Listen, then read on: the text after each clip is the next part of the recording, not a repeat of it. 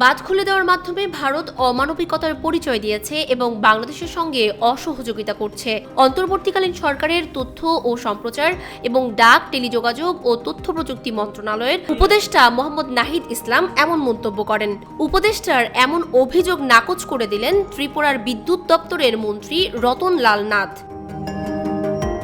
বিদ্যুৎ দপ্তরের মন্ত্রী বলেন, তারা যেটা বলছেন যে আমরা ডম্বুরের গেট খুলে দিয়েছি, সেটা যে সঠিক তথ্য নয় তা দেখার জন্য তারা যদি নিয়ম অনুযায়ী সীমান্ত পেরিয়ে ত্রিপুরায় আসেন, আমি নিজে গাড়ি করে তাদের নিয়ে যাব ডম্বুর দেখাতে। তারা নিজেরা দেখতে পারেন যে আমরা নিজের থেকে গেট খুলে দিতে পারি কিনা, সেটা সম্ভব কিনা। তিনি বলেন, আমরা যদি অমানবিক হতাম তাহলে অনেক আগেই সেটা হতে পারতাম, বিদ্যুৎ দেওয়া বন্ধ করে দিয়ে, কারণ বিদ্যুৎ বাবদ প্রায় 180 কোটি ভারতীয় টাকা তাদের কাছে আমাদের বকেয়া আছে। তাও নিয়মিত 50 থেকে 60 মেগাওয়াট বিদ্যুৎ আমরা সরবরাহ করে যাচ্ছি, অথচ আমাদের নিজেদের বহু জায়গায় এখন বিদ্যুৎ নেই।